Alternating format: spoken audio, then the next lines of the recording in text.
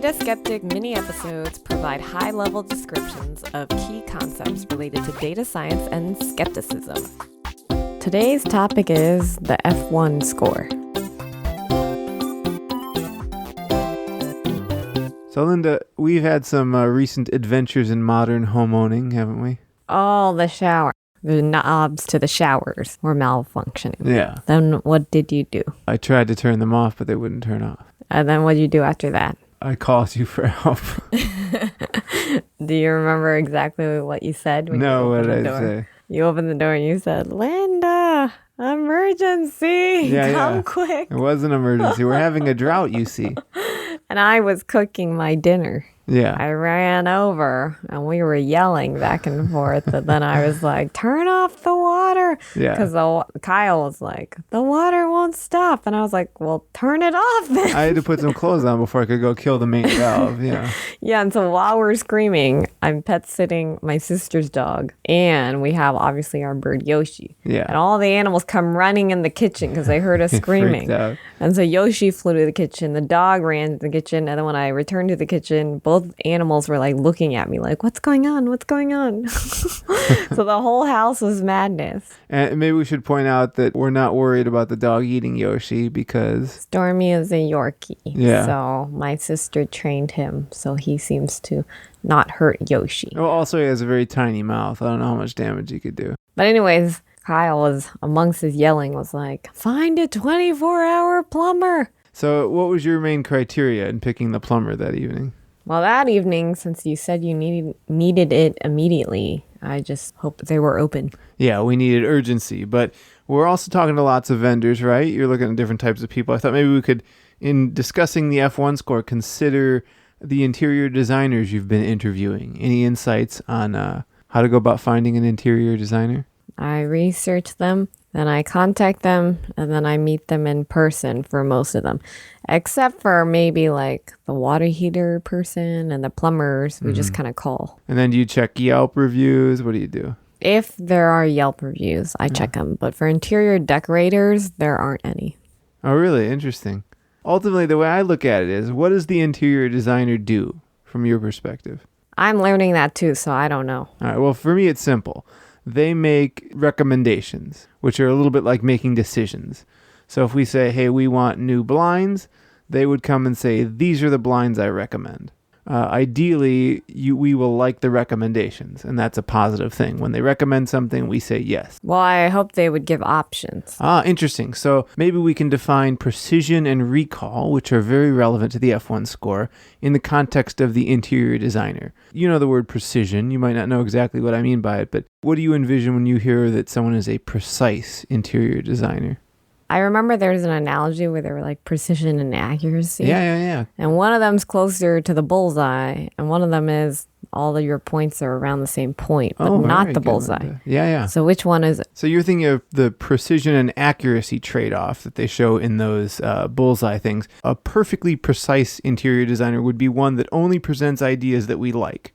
So if they come and make suggestions, we consistently go, oh my God, these are the best suggestions I've ever had in my entire life. That would be the most precise interior designer. But there's also recall, which is of all the options out there, how many do they successfully present to us? And that's a little trickier, right? Because we'll never know if they fail to present something. So which would you say is more important? A designer that gives you good choices or a designer that has exhaustively searched every possibility and not left a stone unturned?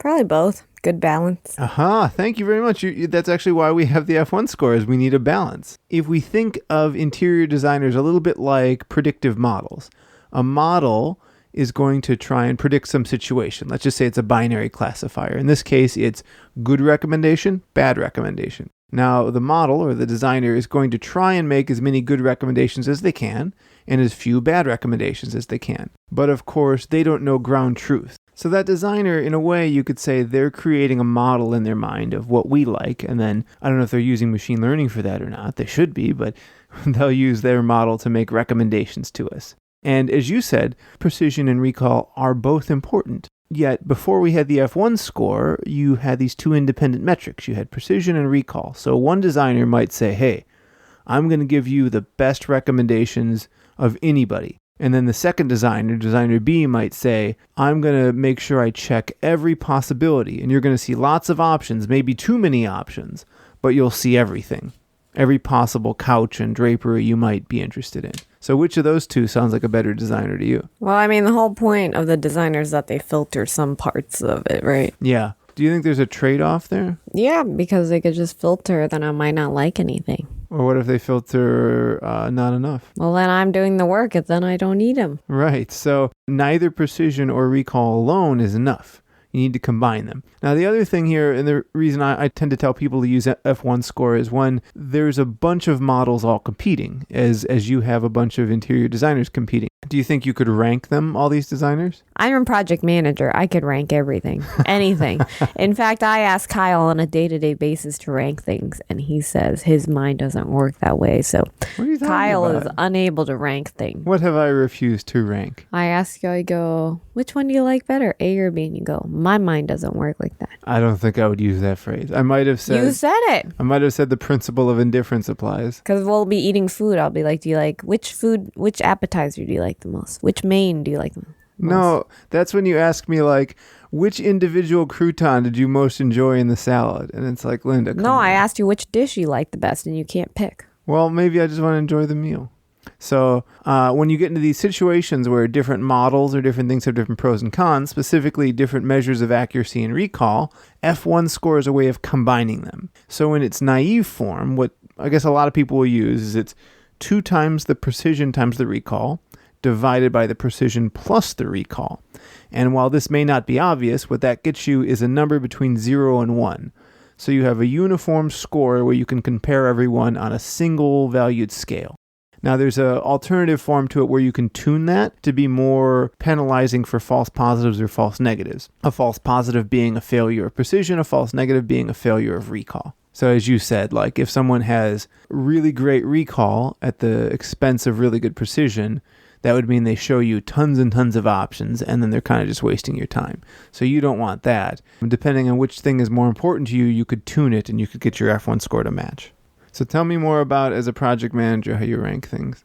Time, money, resources, and obviously scope, what your specs are, what you're building.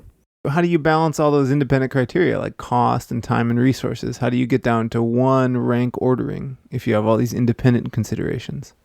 Well, I don't know. Most people just kind of set aside a budget and they go, this is how much I'm willing to spend for this amount. Mm-hmm. And then for time, people just look at it and they go, well, I don't want to spend that much time working on it, or I do, it's worth it.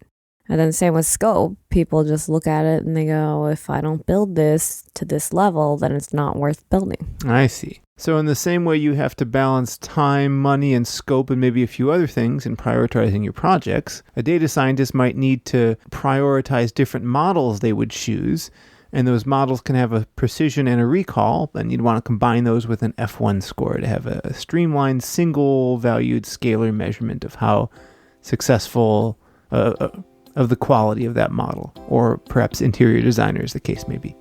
Well, anyway, thanks as always for joining me, Lindy. Thank you. And until next time, I want to remind everyone to keep thinking skeptically of and with data. Good night, Linda. For more on this episode, visit dataskeptic.com. If you enjoyed the show, please give us a review on iTunes or Stitcher.